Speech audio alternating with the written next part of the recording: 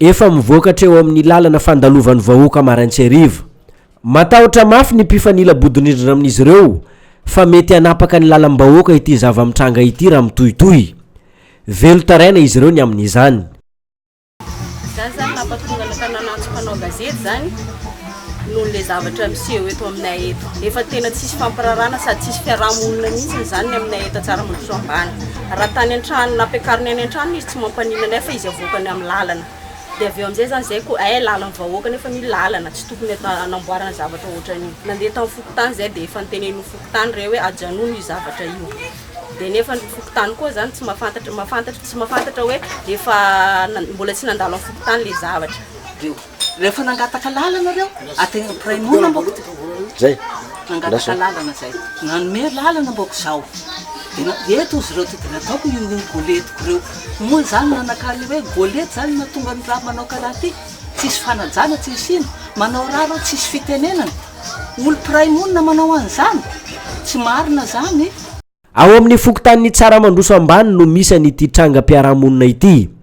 Tsy nanaiky ny mpifanila bodorindrina ka nampilaza tany amin'ny lehiben'ny fokotany momba n'izao zava-misy izao. Ity farany nampiantso ny tompona andraikitra momba ny resaka plan d'urbanisme ao amin'ny commune Ambonivohitra Mahajanga.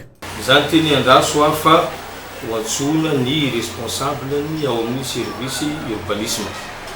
De efa niantso azy moa tenako tamin'ny alina de namaly niantso izy tonga izy ny androany maraina de jerevany amin'ny rahatary le zavatra.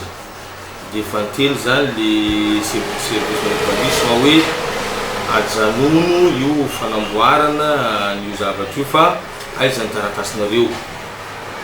Dia najanona an'le civique de santé le izy de zay moa rehefa aveo lasa nandeha de samby niraisina daholo ny lohan-trano ny rotota de ho convoquena any amin'ny commune urbaine zany izy ireo rotota. Raha lojika ndrava zany jerena tokony misy taratasy zay zany ma hoe ifotony any fokotany fa za aloha tsisy taratasy tonga taty ambo na plaza misy zavatra zao amboarinay fa raha lojika ninona zavatra amboarin'le olona raha voanivo fokotany veny tsisy fokotany tokony mandalo voariary sy le zavatra tokony mandalo anivon'ny fokotany de fokotany manao visa de alefa any amin'ny commune de tonga am'izay zareo miaraka amin'ny fokotany jery hoe aiza le zavatra atao fa za aloha tsy mahafantatra an'izany. Tonga naka ny fanampanazavana avy amin'ny ankilany tompony ity trano asiana fanitarana zay voalaza fa manaka andalana ty izahay fa tsy nety niteny izy ireo. Nambarany reto farany fa any amin'ilay olona nampiantso anareo ihany ianareo no maka vaovao raha ny fanazavany tamin'ny mpanao gazety.